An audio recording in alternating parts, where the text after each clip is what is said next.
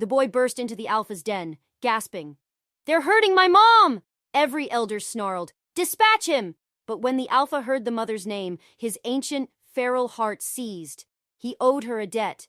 What he did next shocked his entire pack. The weathered oak gates of the Alpha's den, carved with ancestral sigils, hadn't opened in 97 moons. Tonight, they tore inward with a splintering crack. Alpha Alaric lifted his head from the blood-stained parchment he'd been deciphering, his amber eyes narrowing with primal instinct. Around him, the council circle fell silent. Torchlight flickered, shadows danced. The scent of pine and rain-soaked earth, then a human. Through the shattered entrance stumbled a small figure, a human child, no more than 8 seasons grown, drenched from the tempest raging outside. His homespun tunic was torn, his bare feet bleeding, and his face was streaked with mud and tears. The pack guards, their forms hulking, lunged forward, teeth bared. But the boy never faltered. He ran straight through the center of the great hall, his small legs pumping with desperate speed toward the smooth gray stone of the Alpha's seat. "Seize the cub!" Beta Vex snarled, his clawed hand reaching for the child. But something in Alaric's gaze made him pause. The Alpha raised a palm. "Wait!" The boy collapsed at the base of the Alpha's throne, his tiny hands clutching the cold stone steps. His whole body shook as he looked up at the towering figure above him, skin weathered like ancient bark, hair the color of midnight forest loam, eyes that glowed like embers from a fading fire. "Please!" the boy choked out between sobs. "They're hurting my mom! Please! You have to help her!" The council erupted into a cacophony of growls. "A human in our sanctuary! A scent marker for hunters! Drive it out!" Alaric slowly rose, his presence radiating an ancient power that commanded instant silence. He was timeless, over 6 centuries old, his power a low thrum through the very earth of the den.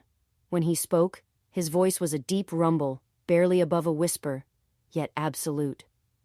"How did you breach our wards, child?" The boy's eyes were wide with terror, but he didn't look away. I don't know. I just pushed the gates and they opened. My mom said if I ever needed help, I should come here. She said you owed her." His voice wavered. "She said your mother's name." Alaric's voice cut through the air like a sudden gust of wind. "Miriam." The boy's voice cracked. "Miriam of Hollowbrook." The parchment in Alaric's hand drifted to the floor. Around him, the wolf-born nobles exchanged confused glances, their senses tingling with unease. But Alaric felt something he hadn't experienced in decades, a sharp, binding pull in his chest, like invisible chains tightening around his heart. The blood oath. "Impossible," Luna Seraphine whispered from her dais. "That human should be dust by now." "Remove this child, Alpha. Whatever game the humans play, we want no part of it." Beta Vex stepped forward again, his stance aggressive. "Leave us." Alaric's command was absolute. "My lord, you cannot!" "Seriously, everyone, out, now!" The pack hesitated for only a moment before filing out, their low growls echoing through the vaulted stone. Beta Vex was the last to leave, casting one final, suspicious glare at the trembling boy before the massive oak doors sealed shut with a hollow thud. Alaric descended from his throne, each step deliberate, predatory. The boy tried to stand, but his legs gave out. Up close, Alaric saw the child was even younger than he'd first appeared, perhaps only 7 seasons. His heart was racing so fast it sounded like drum beats to Alaric's heightened hearing. "What is your name?" Theo." Alaric crouched down, bringing himself to the boy's eye level. "Do you know what I am?" The boy nodded, fresh tears spilling down his cheeks. A werewolf. Mom said, you're the alpha of all werewolves. She said you're scary, but she also said you keep your promises." Something twisted in Alaric's chest, an emotion he'd buried long ago, a memory of soft hands and a sharp knife. "Come," he stood and turned, walking toward a side chamber. When Theo didn't move, Alaric glanced back, eyes holding a faint golden light. "I'm not going to hurt you. But if what you say is true, we don't have time to waste." Theo scrambled to his feet, limping on his injured soles, and followed. The private chamber was circular, lit by the eerie glow of moon petal-fueled flames that never burned out. Ancient runes, protective wards from ages past, covered the walls. Alaric moved to a cabinet carved from dark ironwood and retrieved a bone-white bowl and a small obsidian knife. "Your hand," he rasped. Theo's eyes widened. "Are you going to—" "I need to verify your claim. The blood oath your mother mentioned. It was a binding oath sworn decades ago. If you truly carry her bloodline, your blood will prove it worthy of the pack's protection." The boy hesitated, then slowly extended his small hand. Alaric made the smallest cut on Theo's palm, just enough for a few drops to fall into the bowl. Then, with a practiced motion, he pricked his own thumb, letting 3 drops of his ancient blood join Theo's. The moment their blood mingled, the bone bowl erupted with a searing silvery light. Theo gasped and stumbled backward. The light grew brighter, casting shifting shadows across the walls, and Alaric felt the full force of the ancient oath slam into him like a physical blow. Ancient words whispered through his mind, words he'd spoken 30 years ago under a different moon. "Blood to blood, spirit to spirit. Your line shall have my protection, and mine shall have your aid. Break this oath, and let the primal magic consume us both." The light faded. Alaric stared at the bowl, his jaw tight. "It's real," he murmured. "Miriam, what have you done? Will you help her?" Theo's voice was small but urgent. "The men came 3 days ago. They have red symbols on their tunics like a burning wolf's eye. They took her to a big stone building. She screamed for me to run, so I ran. I ran for 2 days. I didn't know where else to go." Alaric closed his eyes. Red tunics with a burning wolf's eye. The Lycan Hunters, a militant faction that had been quiet for nearly 50 years, now resurfacing. This wasn't random. This was a trap. "How many men?" 20, maybe more. They brought chains, special chains that glowed. Silver blessed chains, made for capturing creatures like you." Theo continued, his voice shaking. "They kept saying a name, over and over. They said, 'This will draw him out. The Alpha will come, and then we'll finish what we started.'" There it was. Confirmation. Alaric turned to face the boy fully. Theo looked so small, so fragile, everything the wolves were taught to see as prey. But his eyes held something Alaric recognized. Fierce, desperate love. "Listen carefully, Theo." Alaric's voice was steady, resonant with an ancient power. "What your mother did 30 years ago saved my life. She forged a blood oath that bound our families. That oath is why the gates opened for you. They recognized your bloodline. And because of that oath, I am compelled to help her." Hope flooded Theo's face, fragile as moonlight. "So, you'll save her?" "Yes." Alaric moved to the chamber door. "But you need to understand. Those men want me to come. This is an ambush designed to start a war between humans and werewolves." "I don't care about wars," Theo's voice cracked. "I just want my mom back." Alaric looked at the boy for a long moment. In that tear-stained face, he saw an echo of someone he'd once been, before the centuries had hardened him, before he learned that caring led only to loss. "Then we leave at once." He opened the door, a waft of cold night air hitting their faces. "But you stay close to me, and you do exactly as I say. The night is dangerous, Theo, even for an alpha." "I'll do anything," Theo said, wiping his eyes with a grimy hand. "Just please don't let them hurt her anymore." Alaric nodded once, grim and resolute, then swept out into the corridor, the small boy hurrying to keep pace. Behind them, the bone bowl of mixed blood continued to glow faintly, a beacon of an ancient promise that would change everything. The council chamber roared the moment Alaric entered, Theo clutching his side.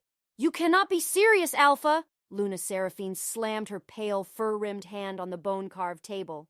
"That cub is bait, my lord! Anyone can smell it!"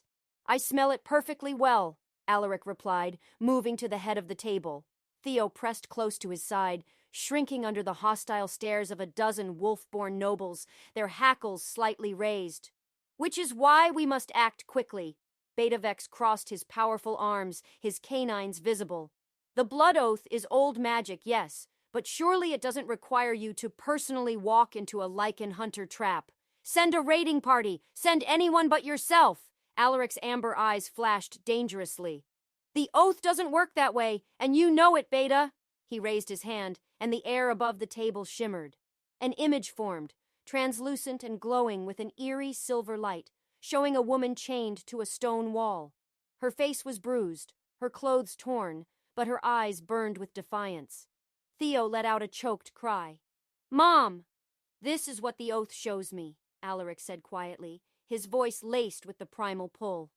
"Miriam's suffering pulls at my very essence. Every moment I delay, the bond tightens. If I ignore it, if I send others in my place, the magic will consider it a betrayal." "And what happens then, Alpha?" asked Elder Darius, the oldest wolf present, his voice raspy. "The territorial wards fail." Alaric's voice was grim, a low growl. "The ancient defenses protecting our lands, the ones woven into the original oath, will collapse, shredding our secrecy. Every human army, every lichen hunter, every monster tracker in the realms will be able to find us. We will be exposed." Silence fell over the chamber, heavy as a shroud. "She planned this," Luna Seraphine said bitterly, her voice a low snarl. 30 years ago, when she saved you, she ensured you'd be forever in her debt." "No." Alaric shook his head, a primal rejection. "Miriam never asked anything of me after that night. She kept the oath secret, raised her cub in peace, and stayed away from our affairs. This is the lichen hunters' doing. They discovered the oath somehow, probably through torture, and now they're using her to lure me out." "Then we're doomed either way," Beta Vex muttered, the air thick with tension. "You go. You die in their trap. You stay. The wards fall, and we all die." Theo's small voice cut through the tension, thin but sharp. "He won't die." Every werewolf turned to stare at the boy, their eyes glinting. "What did you say, human?" Luna Seraphine's tone was a low growl. Theo's hands were shaking, but he stood straighter, tapping into a nascent courage. "My mom told me stories. She said, the Alpha is the strongest creature in the realms.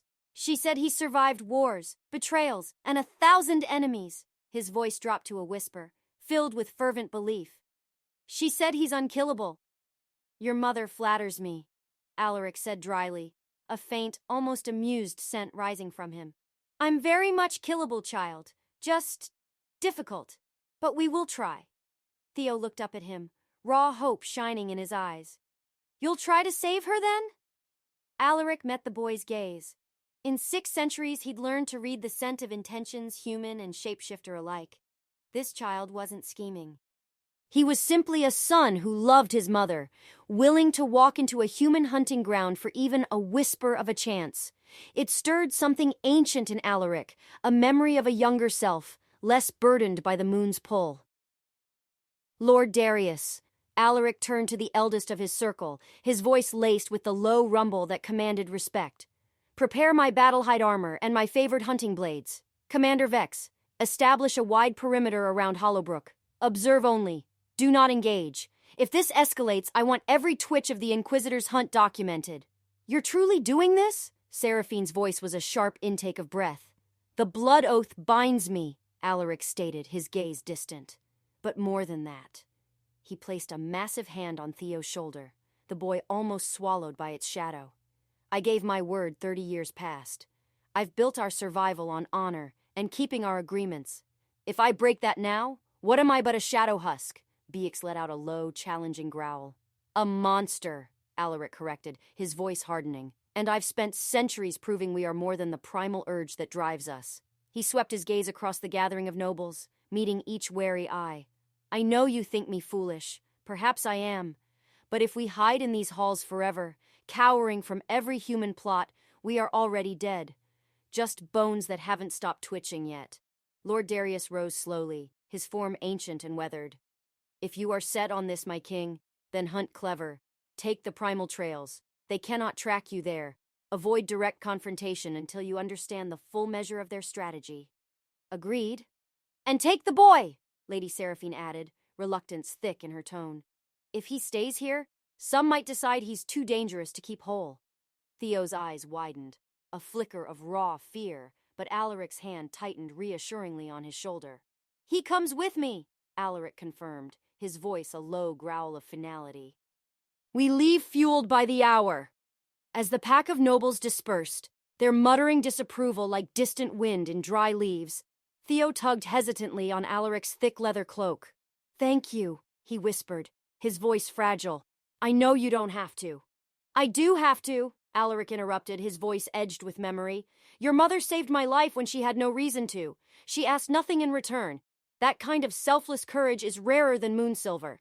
He crouched, bringing his large frame to Theo's level once more. "But understand this. The journey will be perilous. You will see things that will claw at your insides. You must trust me, completely."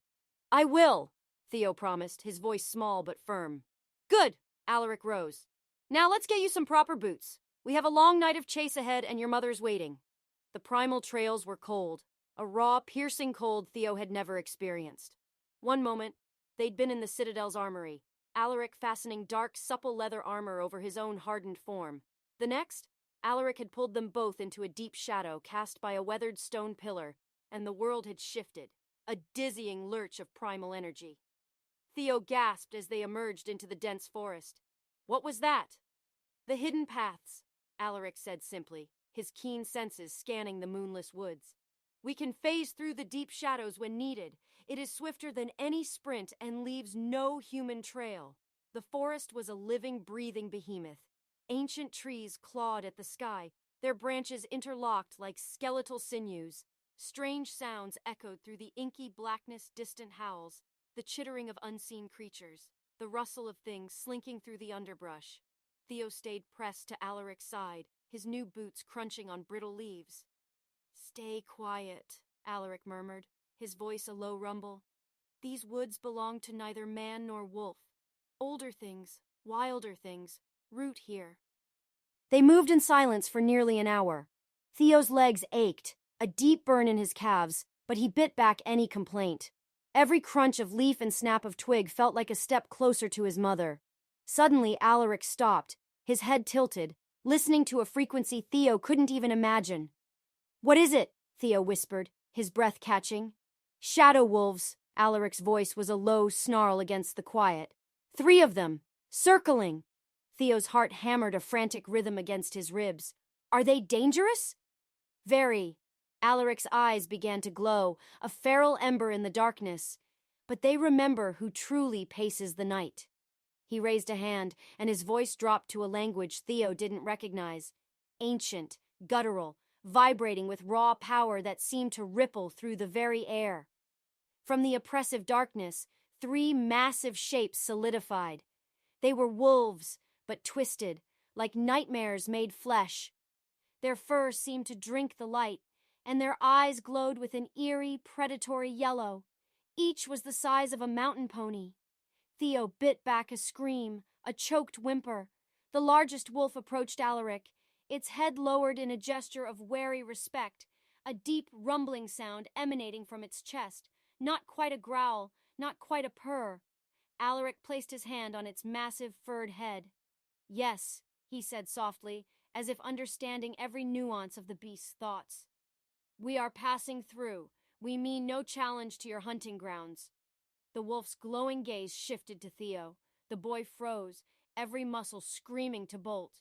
"Don't run," Alaric said, his voice a steady thrum. "Show no fear. Stand your ground." Theo's entire body trembled, a violent tremor that threatened to send him sprawling, but he forced himself rooted to the spot as the enormous creature sniffed him, its hot breath reeking of raw earth and fresh kill. After what felt like an eternity, the wolf huffed, a deep gust of air, and stepped back.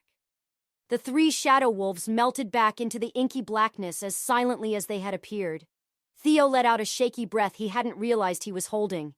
You can speak to them?" "I can command them," Alaric corrected, his voice a low, primal cadence. "Everything that stalks the deep forest answers to the alpha of alphas. It is both blessing and a binding weight." They continued walking.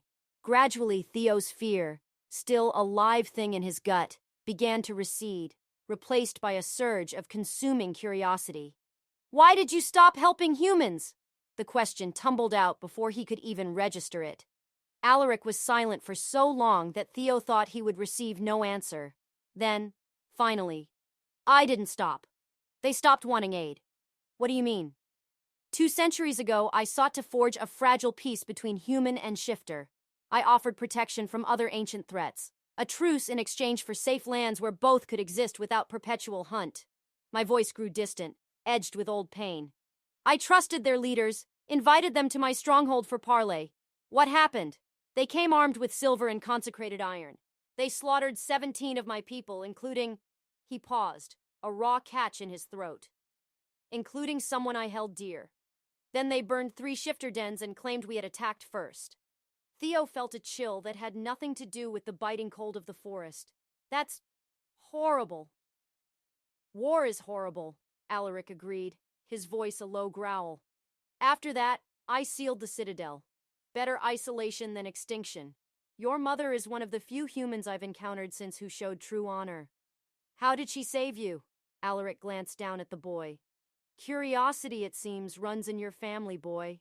Mom always says questions are how we learn. A ghost of a smile, fleeting and almost imperceptible, touched Alaric's lips. She's right. He paused, then continued, the words a slow unfurling of memory. 30 years ago, I was tracking a rogue wolf, one who hunted humans without primal code. He ambushed me with wolf's bane-laced chains during the full sun. I was weakened, exposed, trapped. Your mother found me. And she helped you? She should have ended me. Any sane human would have. Instead, she broke the chains, gave me her strength, and asked only one thing in return. What? That I promise never to harm her village. That I protect her future young, should they ever need it. Alaric's expression softened, a subtle shift in the hard lines of his face. She had no children then. You weren't even a scent on the wind. But she was thinking ahead, preparing for a future she hoped would be peaceful. Theo felt the sting of tears in his eyes. She's always thinking of the future. She says that's what mothers do. They walked in companionable silence after that, the forest gradually thinning, the trees giving way to sparser thickets. As they crested a small rise, Alaric suddenly stopped, his body going rigid, his nostrils flaring. What? Theo asked, alarmed by the sudden tension. Smoke, Alaric growled, a low, savage rumble. And blood. So much blood. He moved to the crest of the hill, Theo scrambling after him. Below them, barely visible in the pre-dawn gloom, lay a village, or what remained of one. Hollowbrook was burning. Theo's scream of horror echoed, raw and torn, through the empty forest. No! Alaric's hand shot out, catching the boy by his collar before he could tumble headlong down the hillside. Wait! That's my home! Theo struggled against the iron grip, thrashing like a snared rabbit. My friends! Everyone! Listen to me! Alaric spun the boy around, his eyes blazing with a feral intensity. If you run down there without thought, you will die. Or worse, you will lead them straight back to us. Is that what your mother would want? Theo's face crumpled, a mask of grief and terror, but he stopped fighting. Tears streamed down his soot-stained cheeks. Good. Alaric released him, his voice softer, but no less commanding. Stay behind me. Step only where I step. Touch nothing. Understand? Theo nodded, unable to speak, a raw sob catching in his throat. They descended the hill cautiously, Alaric moving with the silent, predatory grace of a seasoned hunter. The closer they got, the worse it became. Smoke hung in the air like a funeral shroud, thick and acrid. Houses were reduced to blackened skeletons, the wood still smoldering. The smell of burned timber mingled with something sweeter, more terrible a scent Theo didn't recognize, but Alaric knew all too well. Scorched flesh. Don't look at the bodies, Alaric commanded softly, his voice edged with a primal warning. But Theo had already seen Mrs. Chun, who'd always given him honey cakes, and old Thomas, who had patiently taught him to whittle by the stream. They lay in the cobbled street, unmoving, limbs splayed at unnatural angles.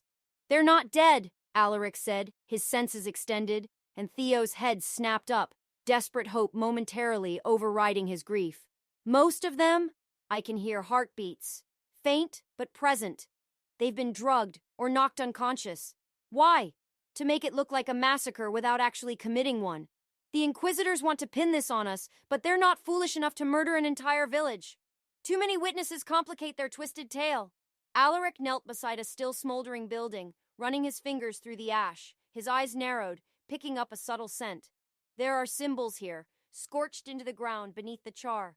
Theo looked closer and saw strange markings, circles within circles with jagged lines radiating outward, like teeth. What do they mean? Dark rituals, forbidden even among our oldest kin. Alaric stood, his expression grim, etched with foreboding. They're not just trying to trap me, they're preparing a summoning. Something ancient! Something potent! A faint groan came from nearby, a desperate, shuddering breath. Alaric and Theo rushed toward it, finding a man partially buried under a collapsed wall. His leg was bent at an unnatural angle, the bone clearly shattered. Mr. Garrett! Theo dropped to his knees beside the village blacksmith, his own pain forgotten in the face of the man's suffering. The man's eyes flickered open, unfocused, clouded with pain and disorientation. Theo, boy, you should have stayed. Run! What happened? Alaric asked, already using his preternatural strength to lift the heavy, smoldering beam off the trapped man's chest, the wood groaning. Garrett coughed, blood flecking his lips, catching on his parched beard. Soldiers came. 2 days passed. Red armor, the burning eye symbol. They rounded everyone up. Asked about Miriam. When they wouldn't speak, he winced. They had taken her, said they needed bait for a beast. Where did they take her? Elias's voice was raw, a low growl barely contained. East Blackthorn's stronghold, I heard them say.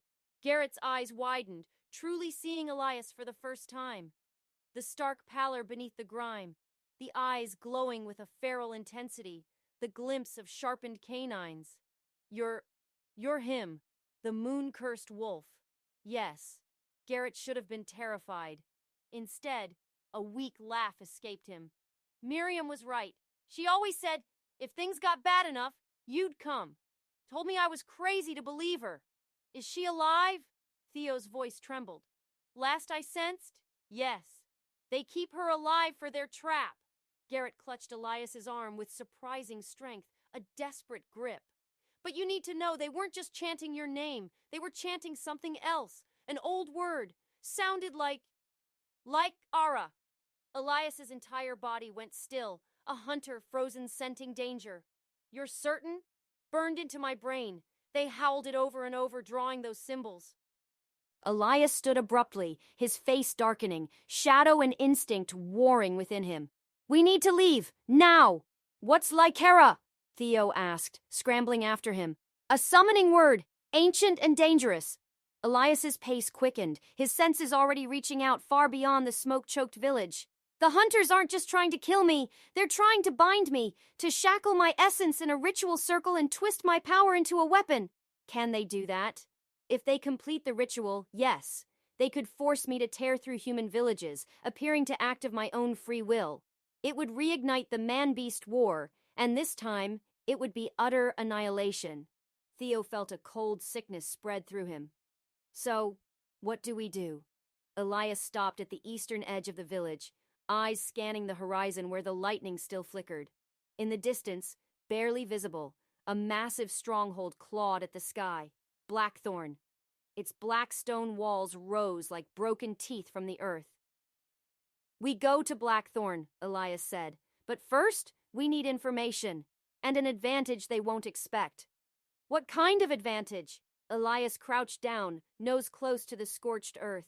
His eyes glinted, finding what he sought, a faint, almost invisible trail of Miriam's scent, a subtle thread of anxiety and resolve, leading east.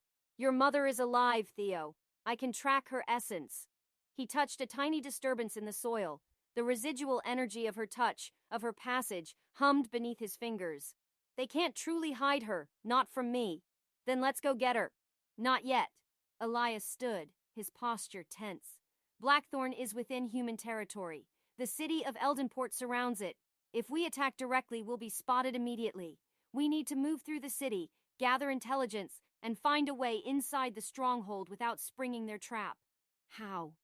Elias's smile was a baring of teeth, cold and sharp. By making them think I'm still far away. By the time they realize I'm already inside, it will be too late. He placed a hand on Theo's shoulder, a touch both firm and reassuring. Can you be brave a little longer? Theo pictured his mother, shackled, felt the phantom ache of Mr. Garrett's broken leg. saw the smoke rising from his burning village. Yes, he said, his voice firm. Let's save her.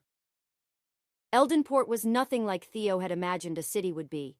It was vast, stone piled upon stone, buildings like ancient sleeping giants, streets twisted like serpents, and thousands of humans moved in every direction, a chaotic symphony of life. The noise was overwhelming. Merchants shouting, cartwheels clattering, children crying, dogs barking. And everywhere were the posters. "Beware the beast menace!" they screamed in bold, blood-red letters. "Report suspicious activity. The hunters protect." Theo stared at a poster showing a grotesque caricature of a wolfman, fangs dripping and eyes glowing malevolently. Beside him, disguised under layers of illusion, Elias was nearly invisible in the surging crowd, just another tall figure in a dark cloak, his face obscured. "Stay close," Elias murmured, his voice a low thrum against Theo's ear. "And try to look less terrified." "I'm not terrified," Theo whispered back, his own anger a hot ember in his chest. "I'm angry." They had entered the city at dawn, slipping through the merchant gates among farmers bringing their goods to market. Elias had woven illusions around himself so thoroughly that people's eyes seemed to slide past him, their minds refusing to register his presence. Only Theo, touched by the shared bond, could perceive him clearly. "These lies!" Theo gestured at another poster, his fist clenching. "You're not like that. To them, I am." Elias guided them into a narrow alley, away from the main thoroughfare. The air here was heavy with the scent of damp stone and refuse, a welcome break from the overwhelming human clamor. Fear is easier to spread than truth. The hunters know this. They moved deeper into the city, keeping to side streets and the shadowed edges of buildings. Elias's heightened hearing picked up fragments of conversation, distant whispers and anxieties. "Heard the moon-cursed king's army is marching. They'll kill us all in our sleep." The hunters say they're preparing defenses. "They're building a narrative," Elias said quietly, his voice flint hard. "Making the city believe an attack is imminent. When their ritual is complete and they have me bound, they'll stage a beastly assault and position themselves as heroes." That's horrible. That's politics. They rounded a corner and nearly collided with a patrol of hunters. 5 men in dark leather and mail, the burning sigil of a caged wolf blazing on their chests. Theo's heart leaped into his throat, but Elias simply placed a hand on his shoulder and pulled him against the wall, melting them further into the deeper shadows. The soldiers walked past without even glancing their way, their gazes sliding over the empty air where Elias stood. "How?" Theo started to ask. "These illusions bend perception. As long as I don't draw undue attention, they see what they expect to see." "Nothing." Elias's jaw tightened, a muscle jumping in his cheek. "But the effect is exhausting. The longer we stay here, the harder it becomes to maintain." "Where are we going?" "To find an old friend, if she's still drawing breath." They navigated through the maze of streets until they reached the scholarly quarter, an area quieter than the market district, filled with the scent of old parchment and dust. Elias stopped before a narrow building with faded arcane symbols carved into its door. He knocked 3 times, paused, then twice more. The door cracked open, revealing an elderly woman with eyes like chips of flint. She looked at the empty space where Elias stood, then down at Theo. "Boys alone," she said, her voice raspy. Lost by the look of him. "Helena." Elias's voice was a soft caress against the illusion. "It's me." The woman's eyes widened marginally. She grabbed Theo by the collar and yanked him inside, slamming the door shut with a thud that echoed in the quiet room. Once they were in the dim interior, she waved a hand and muttered something low. The air shimmered, and suddenly Elias was fully visible again, his presence radiating raw power. "You absolute fool!" Helena hissed, her voice cutting through the silence. "Do you have any idea what's happening out there?" "I have some idea. Yes, they're hunting you. The whole city is on edge, and you just walk in like—" She stopped, noticing Theo properly for the first time. "Who's the child?" "Theo, Miriam's son." Helena's expression softened, a flicker of something ancient and empathetic crossing her face. Oh, stars above! Miriam! They have her at Blackthorn. You know, I know. That's why I'm here. Helena moved to a cluttered desk, piles of scrolls and arcane tools scattered across it, and began sifting through papers. I've been tracking the hunters' movements for weeks. Something big is brewing, Elias. They've been gathering dark artifacts, hiring blood speakers, drawing symbols throughout the city. I saw the symbols in Hollowbrook, Velsira, binding circles. Helena's hand froze, hovering over a pile of texts. They're going to attempt a greater binding. That's insane! Even if they succeed, the backlash could rip half the city apart. They don't care about the city, Elias said grimly, his eyes the color of storm clouds. They care about power. If they control me, they control the greatest weapon in the realm. Helena finally found what she was looking for, a rolled parchment, brittle with age. She unfurled it across the desk. It was a detailed, meticulously rendered map of Blackthorn's stronghold. I drew this from memory. I served there as a scholar 40 years ago. The stronghold has 3 levels. The dungeons are here, she pointed to the lowest section. That's where they'd keep Miriam. But here, she indicated the central chamber, a larger, more ornate room on the map. This is the ritual room. That's where they'll try to trap you. Elias studied the map with fierce concentration. Access points? Main gates? Suicide. The walls are too sheer to climb without being seen, but there's an old aqueduct system. Helena's finger traced a faint broken line on the map. It was sealed off decades ago, but if you could break through the gate... I can break through! Elias's voice was utterly certain. The aqueduct leads directly to the dungeon level. You could reach Miriam without alerting the main garrison. Helena rolled up the map and handed it to Elias. But once you free her, they'll know. The whole stronghold will converge on you. Let them. Elias's eyes glowed faintly, a primal fire stirring. I didn't come here to hide. Helena looked at him for a long moment, a ghost of a smile playing on her lips, then sighed. You haven't changed, still charging headfirst into impossible situations. It's what I do best. She turned to Theo, her gaze soft but piercing. Your mother is a remarkable woman, child. She once told me that courage isn't the absence of fear. It's acting despite it. Remember that in the hours ahead.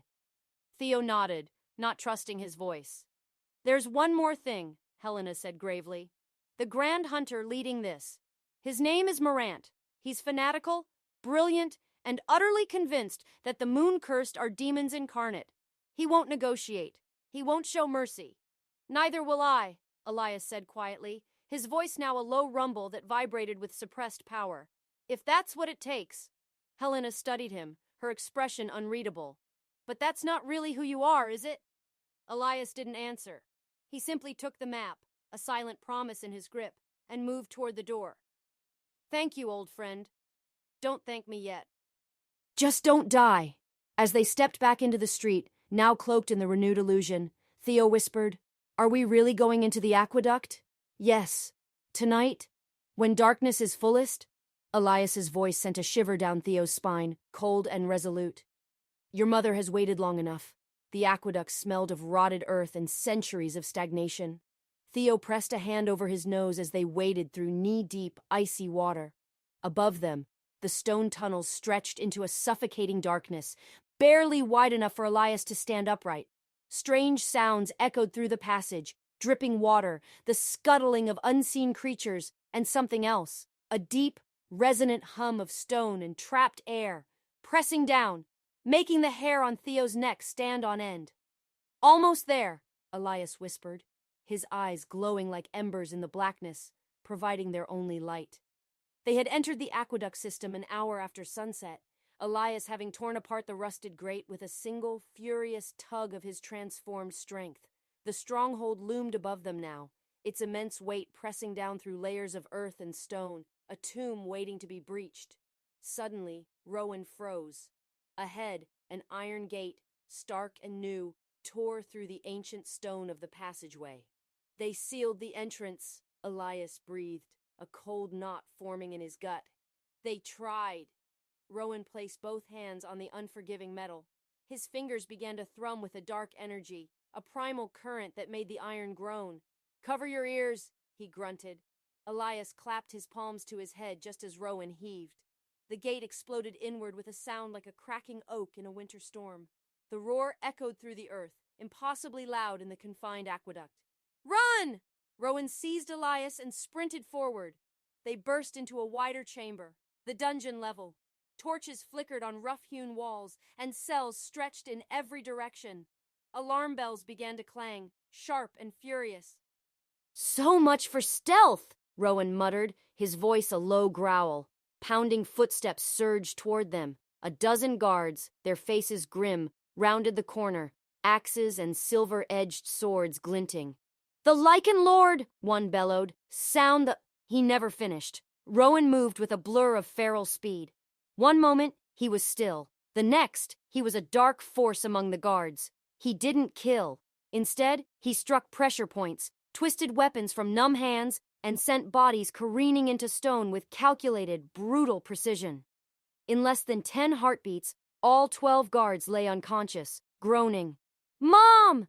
Elias bolted past the fallen soldiers, checking cells. "Mom, where are you?" "Elias?" A weak voice, hoarse with strain, drifted from the far end. "Elias, is that you?" "Miriam!" Elias sprinted toward the sound. In the last cell, pressed against the cold bars, was his mother. Her face was bruised, her rough-spun tunic torn, but her eyes were a defiant spark in the dimness. "My baby," she sobbed. "You shouldn't be here. You need to—" She stopped, her gaze shifting to Rowan as he emerged from the shadows behind Elias. "Rowan. Miriam." He approached the cell door. The lock was silver-blessed, glowing with faint protective symbols. Rowan gritted his teeth and seized it anyway. His skin sizzled, a thin wisp of smoke curling from his palm, but he crushed the lock in his fist. The door creaked open and Elias threw himself into his mother's arms. "You came," Miriam said, her voice soft over Elias's head, her gaze fixed on Rowan. "After all these years, you actually came." "I gave you my word. Words are cheap." "Not mine," Rowan growled, his burned hand already knitting itself closed. "Can you walk?" "I can run if I have to." Miriam struggled to her feet, leaning on Elias. "But Rowan, this is a trap. They have a ritual prepared." "I know. A soul snare binding. They're upstairs, waiting for me. Then we use the aqueduct. We escape." "No." Rowan's voice was firm, resonating with an unyielding certainty. "If I run now, they'll hunt us forever. They'll burn more homesteads, slaughter more innocents, and blame me for all of it. This ends tonight." More footsteps thundered through the corridors, dozens of them. "Take Elias," Rowan ordered. "Go back the way we came. There's a woman named Helena in the scholars' quarter. She'll hide you." "What about you?" Elias demanded, fear lacing his voice. Rowan smiled, and for the first time, it wasn't cold. It was almost a flash of primal warmth. "I'm going to have a conversation with the Grand Inquisitor, and I'm going to teach him why werewolves don't fear men." He turned and walked toward the approaching soldiers, his long cloak billowing with his predatory stride. "Wait!" Miriam grabbed his arm. "Don't kill them! Please! If you slaughter them, you prove everything they say about you." Rowan paused. "And if I show mercy, then you prove me right, that you're more than a monster." Their eyes met. A long, silent exchange. Then Rowan nodded once, a brief dip of his head, and continued forward. The soldiers burst into the chamber, 30 men armed with polished silver weapons and vials of holy water. Behind them strode a tall man in crimson armor, a searing iron sigil emblazoned on his chest. His face was sharp, eyes burning with zealous fervor. "Lycan Lord!" Grand Inquisitor Morance's voice boomed. "You've walked into my trap willingly. How obliging!" "I've walked into nothing," Rowan replied calmly, his voice a low counterpoint to the Inquisitor's. "But you're welcome to try your ritual." Morance smiled, a cold, brittle gesture. "Seize him!" the soldiers charged. What happened next would be whispered in hushed tones for years. Rowan didn't kill. He moved like a shadow in a moonlit forest, like a nightmare given flesh, like death itself. He disarmed soldiers with flickers of his hand, shattered holy water vials with casual flicks of his wrist, and sent men flying into stone walls with the barest push. Silver blades that should have pierced him were deflected by reflexes too swift to follow, by glimpses of shadow-wrought strength. He was toying with them. Within minutes, 30 soldiers lay groaning on the ground, alive but utterly defeated. Only Morantz remained standing, his face bloodless with shock. "Impossible," he whispered, his voice thin. "You're holding back." "Why?" Rowan stepped over the unconscious guards, stopping directly in front of the Grand Inquisitor. When he spoke, his voice resonated with chilling authority, filling the chamber. "Because I'm not the monster you claim I am!" He gripped Morantz by the throat, not choking, just holding. A dark, primal energy pulsed from his hand, and Morantz's eyes widened with terror. "Now," Rowan said softly, "let's discuss why you really started this war." Grand Inquisitor Morantz struggled against Rowan's grip, but it was like fighting roots that went deep into the earth. You're going to kill me," he gasped, his voice raspy. "Prove you're the monster we always knew." "I'm not going to kill you," Rowan interrupted, his eyes blazing, a flicker of untamed gold in the dimness. "I'm going to do something far worse. I'm going to make you tell the truth." Dark energy pulsed from Rowan's hand into Morantz's throat. The Inquisitor's body went rigid, his eyes rolling back in his head. Ancient wild magic, older than memory, forbidden even among his own kind, flooded through Morantz's veins, a truth binding, unbreakable, absolute. "No!" Morantz choked out, trying to resist. "You can't!" "This is who ordered the attack on Hollowbrook," Rowan's voice commanded, cold and unwavering. Morantz's mouth moved against his will. "I did. The council wanted a small incident, but I burned it, made it dramatic." Soldiers who had been groaning on the ground now listened in horror. "Why?" "To draw you out, to make you rage, to give us justification." Morantz's face contorted, trying to resist, but the magic was absolute. "We needed you to attack humans, needed proof for the king that werewolves were the enemy." "What king?" Rowan pressed, his voice a low snarl now. "King Aldrich. He's been cutting military funding, talking about peace treaties with Beastkin. We needed a war to restore our power, our budget, our purpose." The words poured out like venom, raw and undeniable. "Without an enemy, the Inquisition is obsolete. We're just expensive soldiers with no one to fight." Gasps echoed through the chamber. "The ritual," Rowan continued, his voice heavy as stone. "What was its true purpose? Bind you, control you, use your strength to attack human cities while making it look like an aggression. Start a war that would take decades to win, decades of funding, power, influence." Morantz's eyes were wild with fury and shame. "We'd be heroes. The Inquisition would be essential again, and Miriam was just bait. Nothing more," he whimpered. "We discovered the old Forest Pact in her village's records. Knew you'd have to come anyway. We were going to kill her after the ritual anyway. Couldn't have witnesses." From behind them, Elias made a small wounded sound, a child's quiet sob. Miriam held him tighter. Rowan's grip tightened fractionally, a dangerous tremor passing through him. "How many innocents were you willing to sacrifice for your ambition?" "However many it took," Morantz snarled, finally finding some defiance even under the truth binding. "You think you're so noble, Beast? You're an abomination, a monster. The world would be better if what?" Rowan's voice dropped to a whisper, cold as a winter wind. "If you murdered innocent people to justify your own existence? If you burned villages and tortured mothers to create an enemy?" He released Morantz, and the Grand Inquisitor collapsed to his knees, gasping. Soldiers stared in shocked silence. Some looked ashamed, others terrified. Rowan turned to face them all. When he spoke, his voice carried a supernatural weight, not a compulsion, but pure, undeniable presence.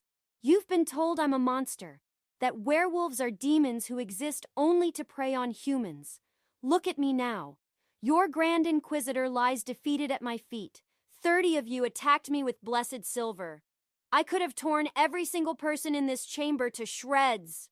He paused, letting that sink in, the visceral image clear in their minds. "But you're all still alive. Wounded, perhaps, humiliated, certainly, but alive. Because unlike your leader, I don't need to create enemies to justify my existence. He gestured to Morantz. This man burned a village, tortured an innocent woman, attempted to start a war that would have slaughtered thousands, and I, the monster, stopped him without spilling a single drop of blood. One soldier, younger than the rest, spoke, his voice trembling. What? What are you going to do to us? Nothing, Rowan's answer stunned them. You were following orders, believing lies. That's not a crime. It's human nature. But now you know the truth. He reached down and hauled Morantz to his feet with one hand.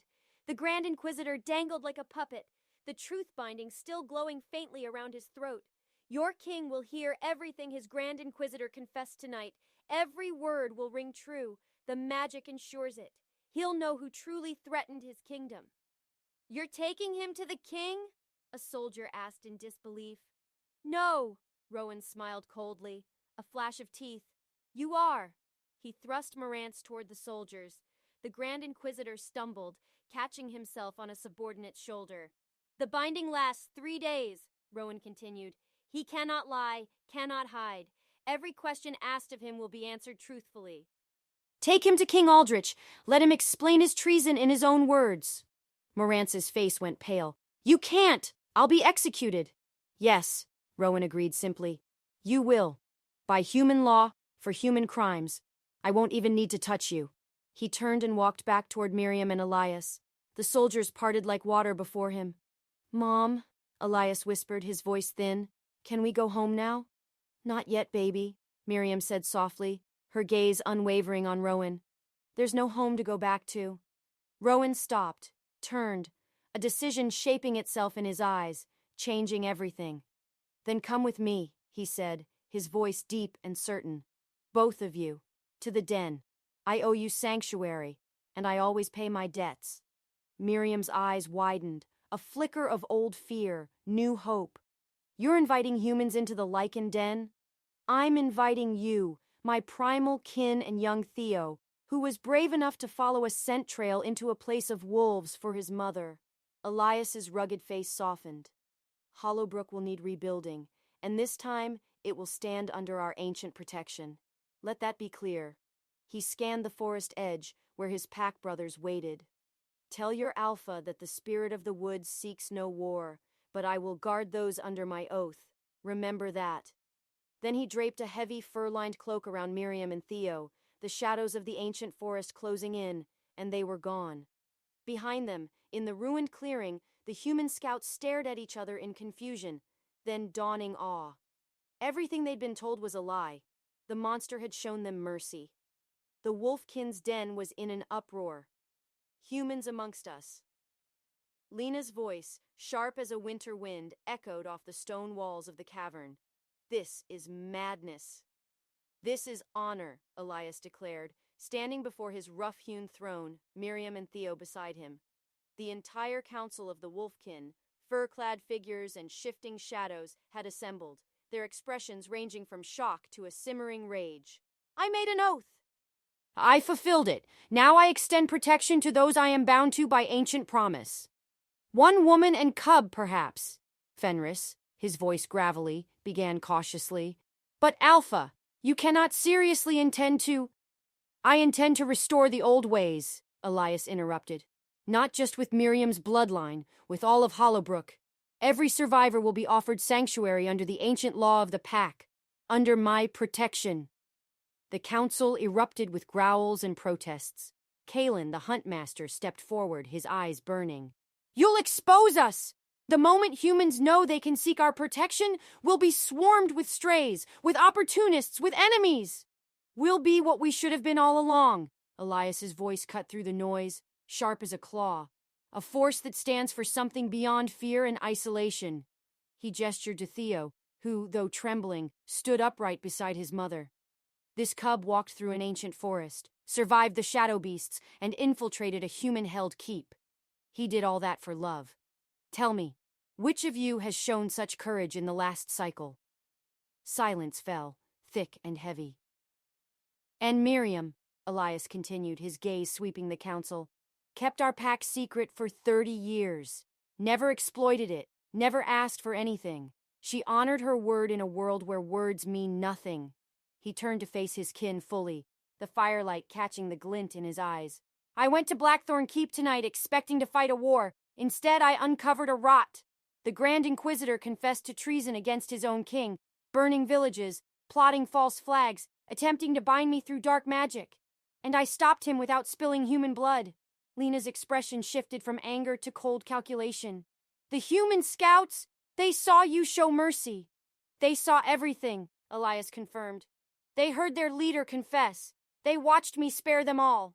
His eyes glowed, bright as a winter moon. By dawn, word will spread throughout Eldenport. The monster showed restraint. The spirit of the woods chose a tempered hand over rage. The Alpha chose justice over bloodlust. That's actually cunning, Fenris murmured slowly. You've undermined their entire narrative. More than that, Elias descended from his throne, his steps silent but powerful. I've shown humans that we can coexist, that oaths matter, that honor exists even in the deep shadows. He stopped before Miriam. 30 years ago, you saved my life and asked only for protection for your future children. Tonight, I expand that offer. Rebuild Hollowbrook under my banner. Let it be the first human settlement officially allied with the Wolfkin since the ancient wars. Miriam's eyes glistened. That's a huge risk for both our peoples. All progress is risk. Elias smiled faintly, a flash of white teeth. But I've seen 600 seasons. I'm tired of hiding in the moon's shadow. Tired of being only feared. If we must have a future, let it be one we choose, not one forced upon us by people like Mant. What if it fails? Miriam asked, her voice tight. What if humans attack anyway? What if your own people turn against you? Then at least we tried. Elias looked at Theo, his gaze softening. And at least one human cub will grow up knowing that monsters aren't always what they seem. Theo, who'd been silent throughout, suddenly spoke up. His voice was small but clear, trembling slightly. At school they told us werewolves were evil, that they tore for fun, that they had no hearts. He looked up at Elias, a curious glint in his young eyes. But you have a heart. I saw it. You kept your promise even though it was dangerous. You saved my mom even though it was a trap. That's not evil. Something in the cavern shifted. The Wolfkin nobles exchanged glances. Kalen let out a heavy sigh, a rumble in his chest. If we do this, we'll need protocols, security measures, a council to oversee human-kin relations. Agreed, Elias said, his eyes still fixed on Theo. And the boy, Lena added, a strange softness in her voice, a flicker of something ancient and maternal. He'll need education. If he's to be a bridge between our worlds, he must understand both sides. I can teach him our history. Fenris nodded slowly. If Miriam permits. Miriam looked stunned. You'd actually accept us? You saved our Alpha once, Fenris said, a rare warmth in his gaze. Tonight, perhaps you saved something greater. Our chance at a different future. Elias raised his hand, and the very air in the cavern seemed to thicken, charged with primal energy. A silver light like moonfire danced around them. Miriam of Hollowbrook, do you accept renewed protection? Not through binding spells, but through mutual alliance, pact to human? I do, Miriam said firmly, her voice steady. The light flared, then settled into a gentle glow around both her and Theo. Then it is done. Elias's voice resonated with ancient power, filling the cavern. Let it be known, Hollowbrook and its people are under the protection of the Wolfkin. Any who harm them answer to me. The council, despite their lingering reservations, bowed their heads in acceptance. Later, as the pre-dawn glow began to touch the jagged peaks, Elias stood on an outcrop overlooking the valley. Theo had insisted on joining him, curious to witness a sight he'd heard werewolves never truly saw. Does it hurt? Theo asked, as the faint, warm gold began to spread across the eastern sky. The sun, it weakens me, makes me vulnerable. Elias watched the sunrise with ancient eyes, a glint of primordial pain. But this morning, it seems less like an enemy and more like possibility. My mom says every sunrise is a new chance. Your mother is wise. Elias placed a hand, rough but gentle, on the boy's shoulder. Theo, what you did, coming to find me, trusting me, that took extraordinary courage. I was really scared, Theo admitted, his small voice echoing faintly in the vastness. Courage isn't the absence of fear. It's acting despite it. They watched in silence as the sun climbed higher, painting the world in hues of gold and rose. Below them, in the Wolfkin's lower dens, Miriam finally rested. In Hollowbrook, survivors stirred, finding aid arriving from an unexpected source. In Eldenport, scouts reported impossible tales of mercy and restraint. And in the shadowed territories of other kinpacks, ancient alphas stirred uneasily. Elias's actions had shattered a century of isolation. The balance of power was shifting. What happens now? Theo asked, looking up at the powerful, silent figure beside him. Elias smiled, a real smile, perhaps the first in decades, a warmth that shone in his eyes. Now we build something new together. The boy and the alpha of the Wolfkin stood side by side, watching dawn break over a world that was, for the first time in 100 years, just a little less dark. And in that moment, both understood that sometimes the most shocking thing a monster can do is choose to be something more.